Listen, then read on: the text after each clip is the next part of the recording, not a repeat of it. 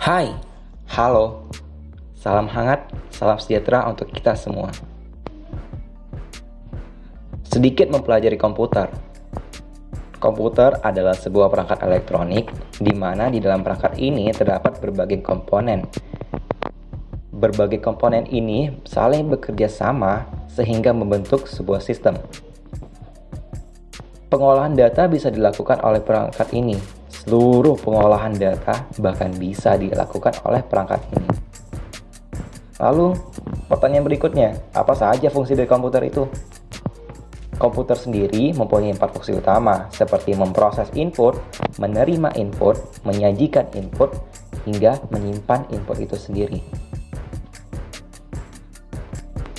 Namun, dilihat dari perkembangannya, tidak mungkin kan jika komputer itu langsung jadi dan plok.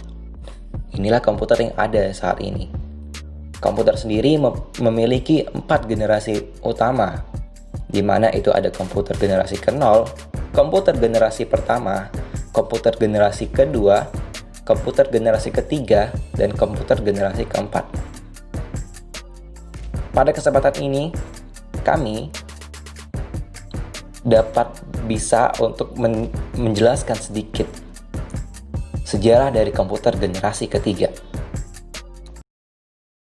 Pada tahun 1958, seorang insinyur dari Texas Instruments bernama Jack Kilby dan Fairchild Semiconductor berhasil memperkenalkan kepada masyarakat sirkuit terintegrasi atau yang disebut IC. IC inilah yang merupakan ciri utama dari generasi ketiga komputer pada saat itu. Komponen IC sendiri berbentuk hybrid atau solid SLT serta monolitik SMT. SLT sendiri adalah dioda yang diletakkan terpisah dalam satu tempat. Sedangkan SMT ialah transistor, dioda, serta resistor yang diletakkan dalam satu chip bersamaan. Mungkin dalam segi ukuran, SMT itu lebih kecil, namun memiliki kemampuan yang lebih besar dibandingkan SLT itu sendiri.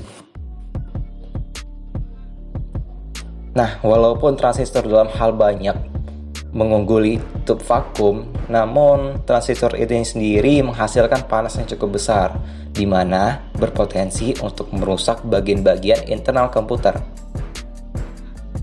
Maka dari itu, dengan bantuan batu kuarsa atau quartz rock, ini bisa menghilangkan semua masalah-masalah tersebut.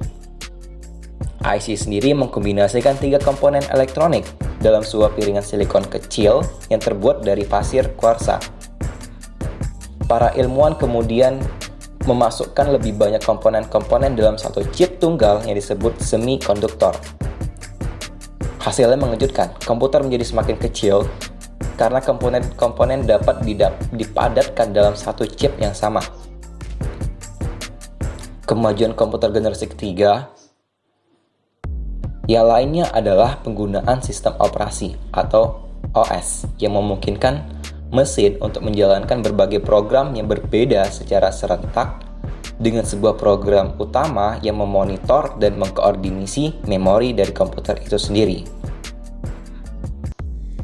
Selain komponen hardware seperti yang telah disebutkan, beberapa hal di bagian software dan kinerja komputer generasi ketiga juga berkembang sangat pesat. Berikut ciri komputer generasi ketiga lainnya. Yang pertama, program dibuat dalam bahasa tingkat tinggi seperti Fortran, COBOL, atau BASIC.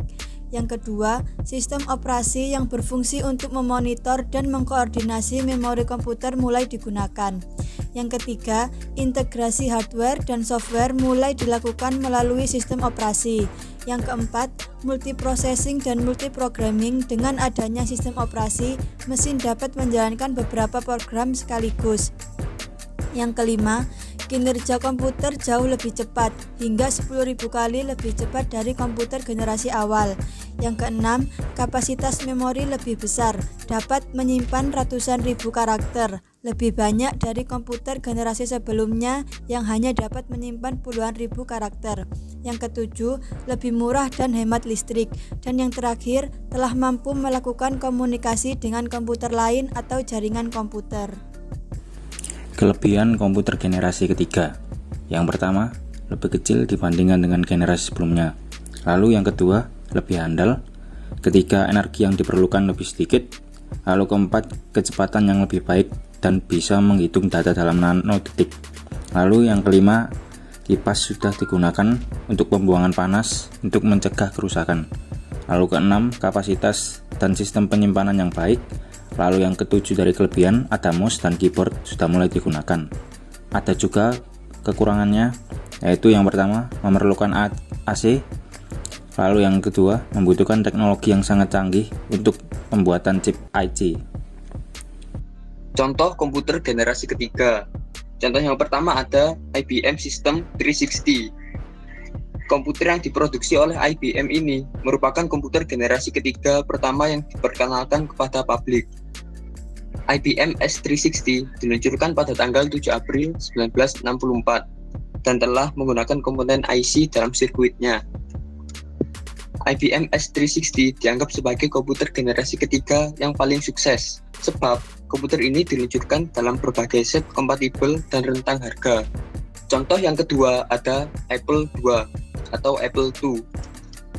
Apple II merupakan perbaikan dari Apple I yang dibuat dengan keterbatasan dana yang dimiliki oleh pendiri Apple. Apple II diperkenalkan kepada publik pada bulan April 1977 di West Coast Computer Fair. Apple II menyimpan tampilan monitor dan memori sehingga dapat menampilkan gambar. Selain desain casing dan keyboard dibuat sebaik mungkin sehingga siap untuk langsung digunakan oleh penggunanya. Contoh yang ketiga ada PDC 808. Komputer yang diperkenalkan pada tahun 1968 ini merupakan komputer pertama yang digunakan untuk otomatisasi. PDC 808 memiliki 4 KB memori dan 8 bit core memori. Contoh lainnya untuk komputer generasi ketiga ada UNIVAC, lalu PDP,